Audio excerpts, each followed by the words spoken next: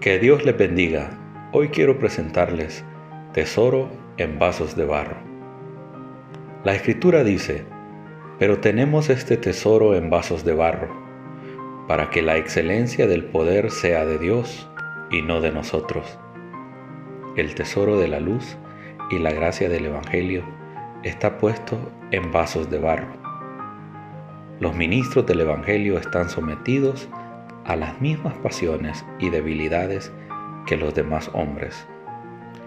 Dios podría haber enviado a los ángeles para dar a conocer la doctrina gloriosa del Evangelio, o podría haber enviado a los hijos de los hombres más admirados para enseñar a las naciones, pero le escogió a usted y a mí, vasos más humildes, más débiles, para que su poder sea altamente glorificado al sostenerlos y en el bendito cambio obrado por el ministerio de ellos.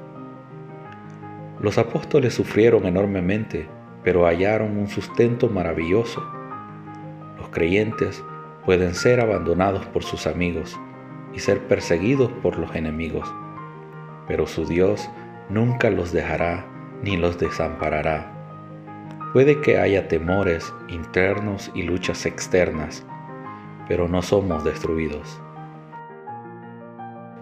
El apóstol Pablo enfoca lo difícil que es el lado humano del ministerio, pero también pone de manifiesto la grandeza del poder de Dios al cual nosotros servimos y cómo ese poder nos sostiene día a día. A la vez, él enfatiza el hecho de que nosotros tenemos el tesoro en vasos de barro para mostrar la excelencia del poder de Dios. El tesoro es el mensaje de la salvación en Cristo, pero lo tenemos en vasos de barro. En las Escrituras se usa muchas veces el término vasos de barro para describir la vida, el cuerpo y la personalidad humana que pueden contener una riqueza tan sublime como el Evangelio. Pablo hace el contraste entre el tesoro y la fragilidad del vaso que lo contiene. Parece que es la primera vez que usa este término para describir el Evangelio. Los vasos de barro se utilizan para llevar ese tesoro, para que la excelencia del poder sea de Dios. Cada quien sabe algo de lo que Pablo quiere decir cuando él usa la frase vasos de barro, porque nos damos cuenta de nuestras flaquezas, de nuestras debilidades y de nuestras tendencias hacia el pecado. Cuando debemos ser fuertes, somos débiles. Cuando debemos tener valor, tenemos temor. Cuando debemos tener paciencia, tenemos impaciencia. De modo que el ser humano es un vaso de barro. ¿Cómo ilustra el apóstol Pablo vasos de barro? Quizás él pudo haber tenido en mente las pequeñas lámparas que usaban en Corinto. Cuando allí se hablaba de vasos de barro, normalmente se referían a unas pequeñas lámparas.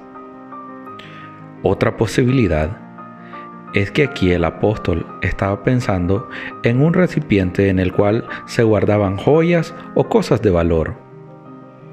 También se ha sugerido que Pablo, siguiendo la figura antes empleada de la procesión triunfal, pensaba en una costumbre que se practicaba. Para esto se cita un ejemplo de la historia sobre el general Emerio Pablo, quien después de su victoria sobre los macedonios en el año 167 a.C., llevó el botín en grandes vasos de barro, o en brazos de los esclavos, o en cadenas detrás del carro vencedor, para que todos admiraran su gran hermosura y valor. Cuando dice para que la excelencia del poder sea de Dios, se refiere al poder del Espíritu Santo respecto a su excelencia abundante, manifestada en ganar almas, como lo dice la palabra en la primera carta a los Corintios, capítulo 2, versículo 4. Y ni mi palabra ni mi predicación fue con palabras persuasivas de humana sabiduría, sino con demostración del Espíritu y de poder. En Él se sostiene cada persona que ha sido llamada a predicar el Evangelio del Señor. Siendo nosotros débiles como vasos de barro, Dios a menudo permite que el vaso sea picado o aún quizás roto para que la excelencia del tesoro contenido y del poder que tiene aquel tesoro sea todo suyo, sea de Dios y no de nosotros. Más bien, como en el griego, sea de Dios, sea vista y sea con gratitud, reconocida como perteneciente a Dios y no viniendo de parte de nosotros. El poder no solamente viene de parte de Dios, sino que le pertenece continuamente y ha de ser atribuido a Él. El mensaje de salvación y los resultados que produce son gloriosos y divinos. En contraste, el portador del mensaje es un simple mortal. Esta diferencia es como un gran tesoro guardado en una olla de barro común. Lo que caracterizaba la vida de Pablo era un profundo sentido de indignidad al compararla con la grandeza de su mensaje. Dios diseñó este contraste de tal forma que ninguno pudiera cuestionar la fuente del Evangelio y la excelencia de su poder. La salvación es obra de Dios y no de los hombres. Recuerde, hermano, solo somos el medio para llevar el bendito mensaje que es un gran tesoro para esta humanidad. Que Dios les bendiga a todos.